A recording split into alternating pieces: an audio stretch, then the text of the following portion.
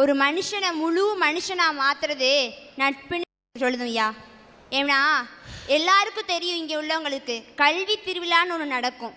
அதுக்கு பார்த்தீங்கன்னா தென்காசி, செங்கோட்டை, கடைநல்லூர் எல்லா ஸ்கூல்லேருந்தும் பிள்ளைங்க வருவாங்க. நானும் போனேன், என் தங்கச்சியும் போனான். 2 ரவுண்டு நடக்கும் ஐயா, 2 ரவுண்டு நடக்கும். முதல் ரவுண்டில் நான் 2 போட்டியில் முதல் பரிசு, என் தங்கச்சி 2 போட்டியில் முதல் பரிசு வாங்கணும். 2வது ரவுண்டு மறுநாள் செங்கோட்டையில் நடக்கும்னு சொன்னாங்கய்யா. கடைநல்லூர்லேருந்து செங்கோட்டைக்கு வரணும்னா 2 பேர்த்துக்கு 50 ரூபா வேணும்யா. எங்கள் அம்மாட்ட போய் கேட்டேன், அம்மா நான் முதல் ரவுண்டில் ஜெயிச்சிட்டேன், 2வது ரவுண்டுக்கு போகணுமா, 50 ரூபா வேணுமான்னு கேட்டேன். எங்கள் அம்மா சொன்னாங்க, நான் பீடி சுற்றி இன்னும் எனக்கு சம்பளம் போடலை, எப்படி 50 ரூபா கொடுக்க முடியும்னு சொன்னாங்க. நீ யார்ட்டையாவது வாங்கிட்டு போகணுன்னு சொன்னாங்க. நான் கேட்காத ஆள் இல்லையா. அப்போ நான் எத்தனை படித்தேன் தெரியுமா ஐயா? 12 படித்தேன். 12 படிக்கும்போது அந்த 50 ரூபாய்க்காண்டி நான் ஒவ்வொருத்தட்டையாக கேட்டு கிடைக்கல. அதுக்கப்புறம் எங்கள் டீச்சர்கிட்ட சொன்னேன், டீச்சர் நான் வரல அப்படின்னு. அப்போ பார்த்தீங்கன்னா என்கிட்ட திறமை இருந்துச்சுயா, படிப்பு இருந்துச்சு. அந்த படிப்பெல்லாம் என்னை முழு மனுஷன் நான் மாற்றலை. அப்போ என் கிளாஸில் படிக்கிற பொண்ணு சொன்னா, நான் காம்பஸ் பாக்ஸ் வாங்க வச்சிருக்கேன், 50 ரூபாயை நீ கொண்டு பேசிட்டு போன்னு சொன்னா ஐயா. அந்த 50 ரூபாயை வாங்கிட்டு போய் நான் பேசினேன் ஐயா. ஸ்காலர்ஷிப்பா 1500 ரூபா, எனக்கு 1500 ரூபாய், என் தங்கச்சிக்கு 1500 ரூபாயும் கொடுத்தாங்க ஐயா. அந்த மேடையில் கொண்டு போய் நிப்பாட்டினது யாரையா? என்னோட நட்பு தானே ஐயா. என்கிட்ட படிப்பு இருந்துச்சு, திறமை இருந்துச்சு, ஆனால் அந்த பணத்தை கொடுத்தது நட்பு தானே ஐயா. அது மட்டும் இல்லையா, எல்லாரும் 12 முடிச்சதுக்கு அப்புறம் என்ன ஆகணும்னு ஆசைப்படுவீங்க? டாக்டர் ஆகணும்னு ஆசைப்படுவீங்க, இன்ஜினியர் ஆகணும்னு ஆசைப்படுவீங்க. ஆனா நான் என்ன தெரியுமா ஆசைப்பட்டேன்? மில்லுக்கு போய் வேலை பார்க்கணும்னு ஆசைப்பட்டேன். என் குடும்ப வறுமை காரணம். ஏன்னா மில்லுக்கு போனாதான் 3 வருஷம் கழிச்சு 50,000 கொடுப்பான், காலேஜுக்கு போனா என்னையா கொடுப்பாங்க? 50,000 கொடுத்தாவது என் குடும்ப வறுமை தீராதான்னு நினைச்சேன். அப்போ என் வீட்டு பக்கத்து என் ஃப்ரெண்டு சொன்னா, நீ ஏன் கஷ்டப்படுதுன்னு சொல்லி எல்லாரும் சொன்னாங்க, பொட்ட பிள்ளைய படிச்சு வச்சா என்ன பிரயோஜனம் சொன்னாங்க. அதை நம்பி நானும் மில்லுக்கு போகணும்னு ஆசைப்பட்டேயா.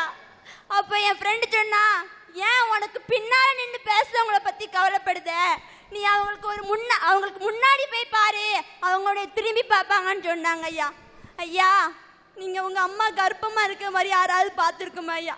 நான் பார்த்தேயா, 10 படிக்கும் போது பார்த்தேயா. எங்கள் அம்மாவுக்கு பார்த்தீங்கன்னா குடல் இறங்கிடுச்சியா. நம்ம சாப்பிடுற சாப்பாடு வயிற்றுக்குள்ளே போய் சேரணுயா. அந்த வயிற்றுக்குள்ளே குடலுக்குள்ளே தான் போகணும். எப்படி தருமாயா எங்கள் அம்மாவுக்கு குடல் இறங்குனுச்சு. இன்னைக்கு ரோட்டில் பார்க்கும் பல பேர் பீடி குடிச்சிட்டு இருக்காங்க. அவங்கெல்லாம் பீடி குடிக்கும் போது எனக்கு யார் தெரியுமாயா ஞாபகம் வருவாங்க? எங்கள் அம்மா மட்டும்தாயா. ஏன்னா எங்கள் அம்மா பீடி சுற்றி தான் எங்கள் அம்மாவுக்கு குடல் இறங்கிடுச்சு. குடல் இறங்கிறதுனால 20,000 ரூபா வேணும்னு கேட்டாங்க ஐயா. வெறும் சைக்கிளுக்கு பஞ்சர் அடிக்க எங்கள் அப்பாவால் எப்படியா 20,000 ரூபா கொடுக்க முடியும்? அப்படி இப்படி கடனா வாங்கி எங்கள் அப்பா 10,000 ரூபா வாங்கிட்டாங்க ஐயா. 10,000 ரூபா. அந்த 10,000 ரூபா பணத்துக்காண்டி நானும் எங்கள் அப்பாவும் போகாத இடமே இல்லையா. கடைசி உதவுனது யார் தெரியுமா ஐயா? எங்கள் அப்பா ஒரு நண்பர் வந்தார். ஏன்டா கவலைப்படுத, நான் இருக்கேன்னு சொல்லி 10,000 ரூபாயை தூக்கி கொடுத்தாருயா. இன்னைக்கு எங்கள் அம்மா உயிரோடு இருக்காங்கன்னா அதுக்கு காரணம் அந்த நட்பு தானே ஐயா. அப்போ அவங்க சொன்னாங்க, நான் கொடுத்த பணம் என் வீட்டுக்காரிக்கு தெரியக்கூடாதுன்னு. அந்த இடத்துல திருமணம் ஒரு தடையாக தானே இருந்தது. அதையும் மீறி நட்பு தான் எங்கள் அம்மா இன்னைக்கு உயிரோட கூடாது நிப்பாட்டி இருக்கு. இது மட்டும் இல்லையா, நான் காலேஜில் போய் ஒரு வழியாக சேர்ந்தேன். நான் மட்டும்தான் இப்படி கஷ்டப்படுதுன்னு நினைக்காதீங்கய்யா. என் தங்கச்சியும் படித்தாதியா. 10ஆப்பில் பார்த்தீங்கன்னா 444 மார்க் எடுத்தாயா. இப்போ அவள் 11th படிக்கா. போயிட்டு 1 வாரம் ஆச்சுயா. வீட்டுக்கு வந்தா, எம்மா என் பிள்ளைங்க கிளாஸில் படிக்க பிள்ளைங்கெல்லாம் நோட்டு வாங்கிட்டாங்கம்மா, எனக்கு மட்டும் இன்னும் ஏம்மா நோட்டு வாங்கி தரலன்னு கேட்டாயா. அந்த இடத்துல நானும் எங்கள் அம்மாவும் உட்காந்து அழுதம்யா. அம்மா இல்லாமல் வாழ்ந்துடலாம்யா, அப்பா கூட இல்லாமல் வாழ்ந்துடலாம்யா. ஆனால் ஒரு பிள்ளைக்காண்டி அம்மாவும் அப்பாவும் ஒவ்வொரு இடத்துல வாங்குற கடனை மட்டும் எந்த பிள்ளைக்கு கடவுள் கொடுக்கவே கூடாதுயா. எனக்காண்டி எங்கள் தங்கச்சிக்காண்டி எங்கள் அப்பாவும் எங்கள் அம்மாவும் அவ்வளோ கஷ்டப்படுதாங்க ஐயா. எங்கள் அப்பாட்ட கேட்டதுக்கு ஃபோன் பண்ணி, எப்பா 500 ரூபா வேணும்ப்பாண்ணா. எங்கள் அப்பாவுக்கு இன்னும் சம்பளம் போடலை. காரணம் எங்கள் அப்பா உஸ்லம்பட்டியில் வாட்ச்மேனாக வேலை பார்க்காங்க ஐயா. வேலை பார்க்குற இடத்துல 500 ரூபா கேட்டதுக்கு கொடுக்கலன்னு சொல்லிட்டாங்க ஐயா. அந்த இடத்துல வேலை எங்களை மனுஷனாக பார்க்கலையா. எங்கள் அப்பாவோட நண்பர் தான், பொய் சொல்லலையா. எங்கள் அப்பாவோட நண்பர் தான் என் மக 144 மார்க் வாங்கியிருக்காளே அப்படின்னு எங்கள் அப்பா சொன்னதுக்கு அவர் 500 ரூபாயை தூக்கி கொடுத்தாருயா. அந்த 500 ரூபாய்க்கு நோட்டு வாங்கினது போக எங்கள் அப்பா கேட்டாங்க, உனக்கு என்னம்மா வேணும்னு என் தங்கச்சிட்ட கேட்டாங்கய்யா. அப்பா, என் கிளாஸில் எல்லா பிள்ளைகளும் வாட்ச் போட்டுருக்குப்பா, ஒரு வாட்ச் வாங்கித்தாங்கன்னு கேட்டாங்கய்யா. எங்கள் அம்மா சொன்னாங்க, அதுக்கு 500 ரூபாய்க்கு வாட்ச் வாங்குற அளவுக்கு நம்ம வீட்டில் வசதி இல்லைம்மான்னு சொல்லிட்டு 150 ரூபாய்க்கு வாட்ச் வாங்கி கொடுத்துட்டு மிச்சத்துட்டுக்கு யூனிஃபார்ம் வாங்கி கொடுத்தாங்கய்யா. பள்ளிக்கூடம் போகணுன்னா சட்டை வேணும்யா, அந்த சட்டையை கொடுத்தது கூட நட்பு தானையா. அதனால தான் சொல்லுதேன், ஒரு மனுஷனை முழு மனுஷனாக்குறது நட்பு தான். இங்க வந்து நிக்கிறதுக்கு காரணமா இருக்கிறது நட்பு தான்யா. என்னைய மட்டும் இல்ல, ஒவ்வொரு மனுஷனையும் முழு மனுஷனா மாத்துறது நட்பு தான்யா. இந்த பெண்ணுடைய தந்தையார் வந்திருந்தால் அவரை மேடை கிடைக்கின்றேன். இந்த பெண்ணுடைய தந்தையார் பேர் முருகன், இந்த பெண்ணின் பேர் இசக்கியம்மாள்.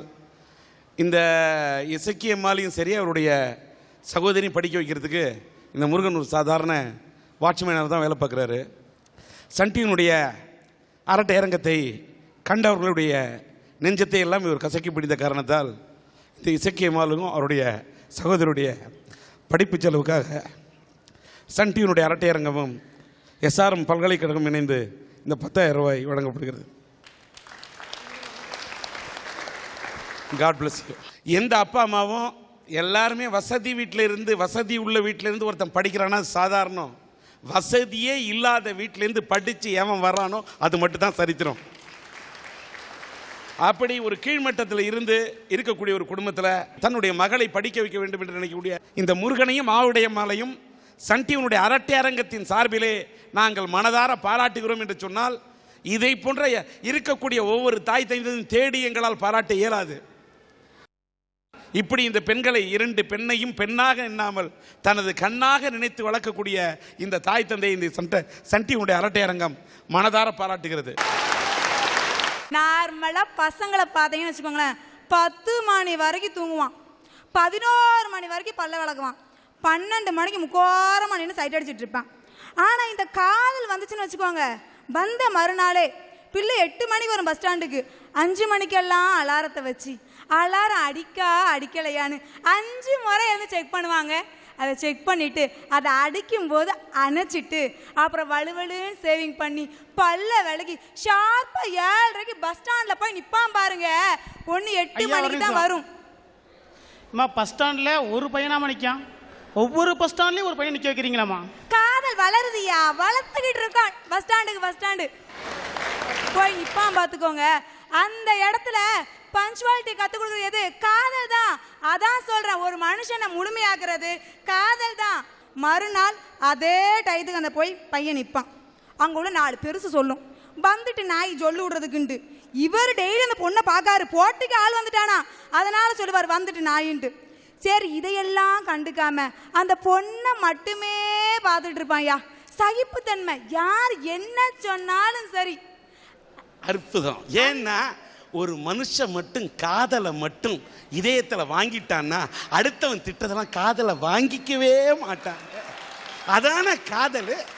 அடுத்தவன் திட்டுறது மட்டும் இல்லை, காதலி திட்டுறது வாங்கிக்க மாட்டான். அந்த பிள்ளை சுமார் அட்டை ஃபிகராக இருக்கும். நல்லா கேட்டுக்குவாங்க, நினப்பு ஐஸ்வர்யா ராய்க்கு தங்கச்சின்னு அந்த பையன் லைட்டாக பார்ப்பான்.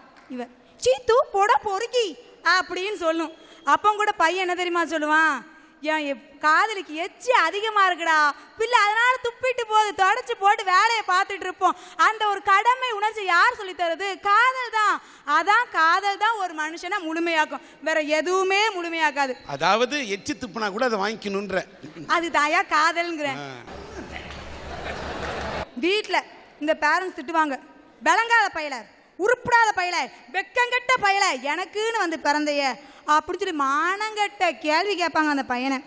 ஸ்கூலுக்கு போனான்னு வச்சுக்கோங்க, முட்டை மார்க்கு, மூதேவி என் கடுத்த இருக்க வந்து உட்காந்துருக்குன்னு வாத்தியாரும் திட்டுவார். இப்படி எல்லா இடத்துலையும் திட்ட வாங்கிட்டு ஒரு பையன் உட்காந்துருப்பான். ஆனால் இந்த காதலிக்கிற பிள்ளை மட்டும் ஒன்றும் சொல்ல வேண்டாம், ஒரு பார்வை இப்படி பார்த்துச்சின்னு வச்சுக்கோங்களேன், அந்த பார்வைக்கு முட்டை மார்க் எடுத்து எடுப்பான் பாருங்க 80. அந்த முன்னேற்றத்தை தரது எது? காதல் தான். அதனால தான் ஏன் சொல்கிறேன், காதல் தான் ஒரு மனுஷனை முன்னேற்றம். ஒரு பிள்ளைய லவ் பண்ண போகிறது எம்புட்டு கஷ்டம் தெரியுமா? அந்த பிள்ளைக்கு அஜித்தை பிடிக்கும், சூர்யாவை பிடிக்கும், ஆர்யாவை பிடிக்கும், எல்லாத்தையும் பிடிக்கும். லவ் பண்ணுற பையனை பிடிக்காது. அதை பிடிக்க வைக்கணும்னு வச்சுக்கோங்களேன், அந்த பையன் அத்தனை பேர் படத்தையும் உட்காந்து பார்த்து எல்லா ஸ்டைலையும் வாங்கிட்டு வந்து அப்படி தலையை எடுத்து விடணும். ரஜினி மாதிரி, இப்படி ஷேர்ட் எடுத்துக்கிட்டா விஜய் மாதிரி, இப்படி ஒவ்வொரு போஸாக கொடுத்து அந்த பொண்ணை காதலிக்க வைப்பாங்க. அந்த நேரத்தில் நமக்குள்ளே இருக்கிற அந்த கலை திறனை ஊன்று வைக்கிறது யார் தெரியுமா? வெளியே ஊற்று நீராக பொங்க வைக்கிறது எது தெரியுமா? காதல் தான். அதனால தான் சொல்கிறேன், ஒரு மனுஷனை முழுமையாக்குறது காதல் மட்டும்தான். இந்த காதலிக்கிற பையெல்லாம் தண்ணி அடிக்கி டாஸ்மார்க்கில் உட்காந்து தாடி விளக்கு அப்பெல்லாம் சொல்லிட்டு இருப்பாங்க. போய் காதலிக்கிற பசங்க இன்னைக்கு டாஸ்மார்க்கில் உட்காந்தாலும் கவிதையாக கொட்டும் அந்த காதலியோட நினைவு. அங்கே அவர் வெறும் குடிகார ஆகலை, ஒரு கவிஞன் ஆகிறா. இன்னைக்கு பல கவிஞர்கள் பின்னாடி இருக்கிறது காதல் தான். ஒரு நிமிஷம், காதல் ஒரு கவிஞனை உருவாக்கலாம், ஒரு நல்ல மனுஷனை உருவாக்குமாங்க. என்னமோ டாஸ்மார்க்கில் போய் உட்காந்து கவிதை எழுதுனா அவன் மனுஷனா? டாஸ்மார்க்கில் போனால் நல்ல மனுஷனாங்க? கவிஞனால இல்லை அந்த அம்மா சொல்லுதுன்றதுன்னு காதலிக்கிறோம் அத்தனை பேருமே டாஸ்மார்க் கடைக்கு போய்டுறேன்னு சொல்லாதீங்க. அந்த மதுவில் கிடைக்கும் போதையை விட, மதுவை விட அதிக போதை காதலியின் நினைப்பில் இருக்கிறது என்று நினைப்பவன் தான் கவிஞன். போதை என்பது மதுரசத்தில் இருக்கிறது என்று நினைத்தால் அவன் கவிஞன். நீங்கள் கணக்கு போட்டுக்காதீங்க. காதல் நல்ல மனிதன் உருவாக்கவே இல்லையேன்னு நீங்கள் கேட்டக்கூடாது. பல நல்ல மனிதர்களை உருவாக்கி இருக்கிறது. ஒருவேளை அப்படி காதல் உருவாக்கிய நல்ல மனிதர்கள் உங்கள் கண்ணுக்கு தெரியாமல் இருக்கலாம், இல்லை இந்த கன்னி பெண்ணுக்கு புரியாமல் இருக்கலாம். இப்போ பேசினார்ல, இவர் பொண்டாட்டிட்ட மிதி வாங்கினார்னு வச்சுக்கோங்களேன், போகிற ஒரே இடம் டாஸ்மார்க் தான். போய் இவர் நல்ல மப்பை ஏற்றுக்கிட்டு இவர் படுத்துருவார். அடுத்து பொண்டாட்டி மிதிச்சு தள்ளிட்டு போகும். ஆனால் எங்கள் காதல் எப்படி தெரியுமா?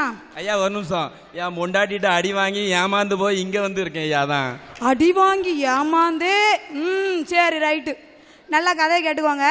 என்ன பண்ணுவாங்க, இந்த காதலில் தண்ணி அடிக்கும் போதும் அந்த காதல் வாழ்ந்துக்கிட்டு இருக்குங்க. அந்த காதலோட நினைவுகள் அந்த வாழ்க்கையை வாழ சொல்லி கொடுக்கும். ஒரு மனுஷனை முழுமையாக்குறது காதல் மட்டும்தான்.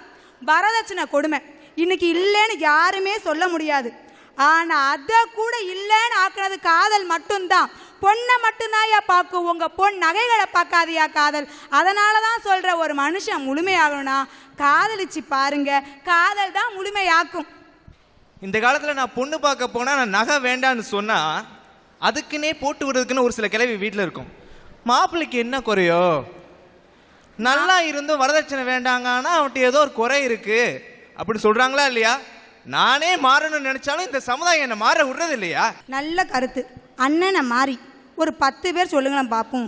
எங்கே எல்லாம் முடிஞ்சு போச்சு, வாங்கியாச்சு. ஆனால் இனிமேல் இந்த மாதிரி இளைஞர்கள் வந்துட்டாங்கன்னா அதுக்கு மெயினாக இருக்கிறது காதல் தான். உருவாக்குறது யாரு? காதல் தான். காதலிச்சுட்டு வரவெல்லாம் சொல்லுவான் நகை வேண்டாம், பொண்ணை மட்டும் கொடுங்கன்னு சொல்கிறது காதலில் மட்டும்தான். அதனால தானே சொல்கிறேன், காதலிச்சு பாருங்க, அவங்க வாழ்க்கை டாப்பில் போயிடும். காதல் தான் ஒரு மனுஷனை முழுமையாக்குன்னு சொல்கிறேன்.